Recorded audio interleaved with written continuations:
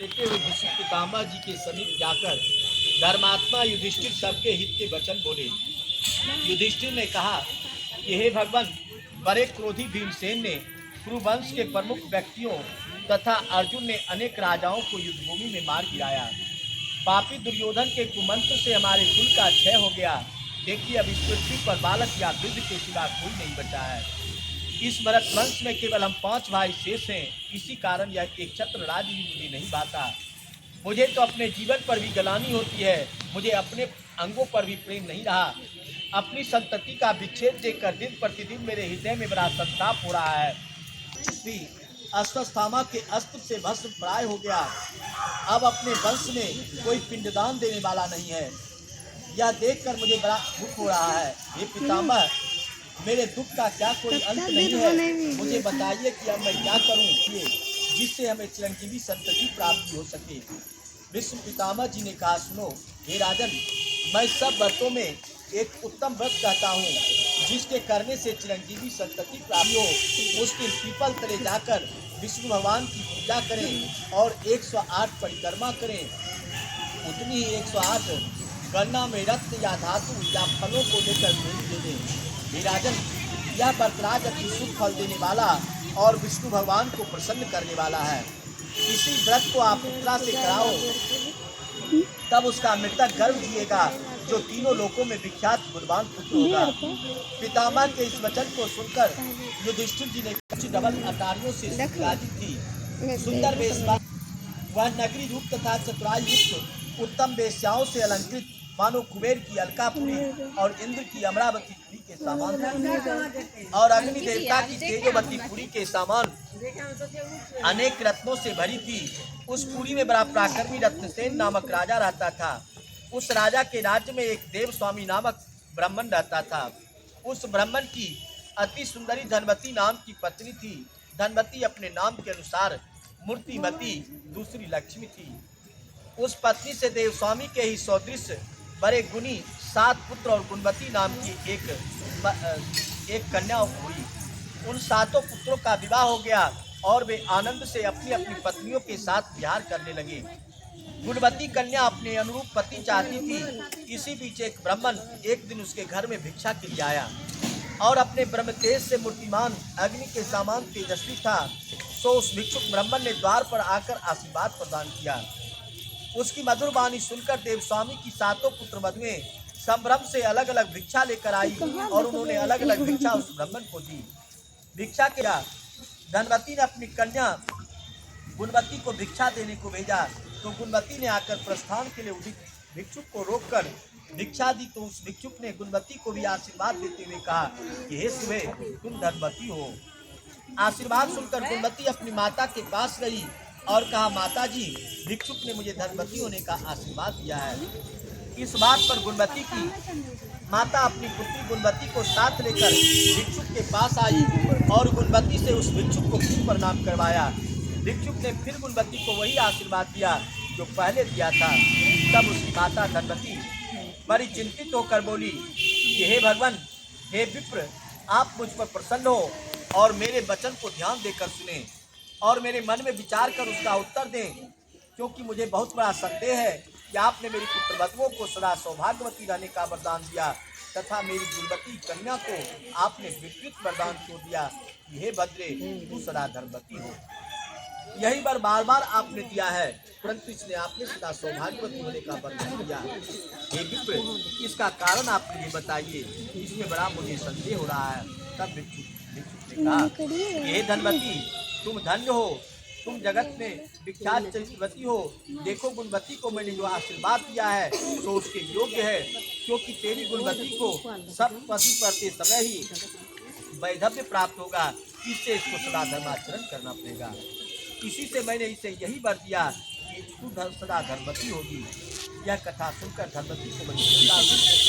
उसने उसे पुनः प्रणाम करके प्रार्थना की कि हे विप्र, आप इसके प्रतिकार का उपाय भी अवश्य जानते होंगे। सो हे दयानिधे, मुझे दया करके यह उपाय बतावे। तब भिक्षुक ब्राह्मण ने कहा कि जब कभी तेरे घर में सोमा आवे तो हे सुंदरी, उस सोमा का विधिवत पूजन करने से इसका वैधव्य दोष दूर हो जाएगा। धनवती ने कहा कि हे द्विजेव, सोमा कौन है, कौन जानती की है और कहाँ रहती है और क्यों उसके आने मात्र से ही वैधव्य दोष नष्ट हो जाता है। हे महाभाग, यह मुझे बतावे, अब विलंब करने का समय नहीं रहा। यह सुनकर भिक्षुक ब्राह्मण ने कहा, अच्छा सुनो, सोमा जाति की धोबी है और सिंगल द्वीप की निवासिनी है।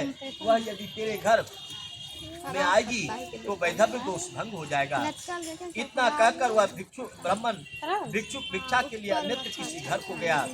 तब धनवती ने अपने पुत्रों से कहा कि हे पुत्रों, तुम्हारी बहन गुणवती का सोमा के आगमन मात्र से वैधव्य दोष दूर हो जाएगा। तो जिसको पिता की भक्ति तथा माता के वचन का ध्यान हो, वह अपनी बहन को साथ लेकर सोमा को लाने के लिए जाए। पुत्रों ने कहा कि हे माता, तुम्हारे अंतर का लड़का तुम पता तो हो गया।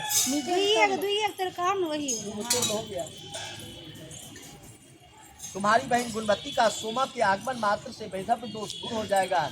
सो जिसको पिता की भक्ति तथा माता के वचन का ध्यान हो, वह अपनी बहन को साथ लेकर सोमा को लाने के लिए जाए।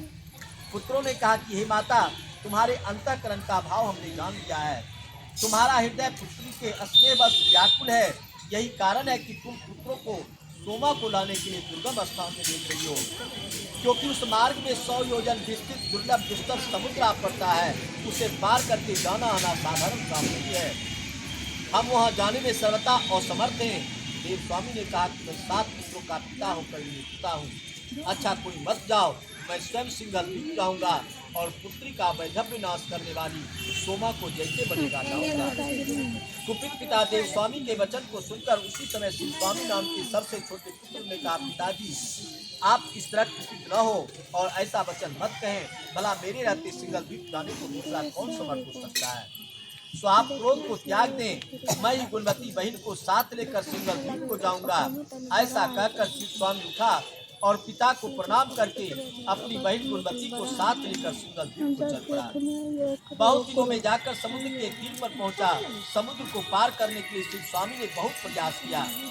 शिव स्वामी ने अपने समीप में ही एक बड़ा भारी वृक्ष देखा। उस वृक्ष के खोटे में गिद्ध के बच्चे रहते थे।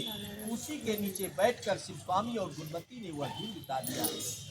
उसी समय वह गिद्ध बच्चों के लिए चारा लेकर आया और उन बच्चों को चुगाने लगा। पर उस दिन शावकों ने गिद्ध से चारा नहीं खाया। वह चिंता कुलित मन वाले बच्चों से गिद्ध ने कहा कि हे पुत्रों, तुम भूखे होकर भी आज चारा क्यों नहीं चुग रहे हो।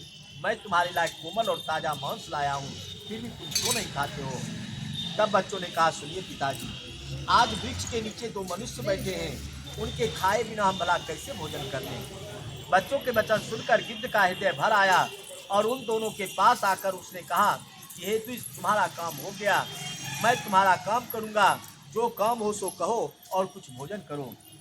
शिव स्वामी ने कहा कि मैं समुद्र के पार सिंगल द्वीप को जाना चाहता हूँ और यही इच्छा है कि इस गुणवती का वैधव्य नष्ट करने वाली सोमा चली आवे, वह गिद्ध दूंगा।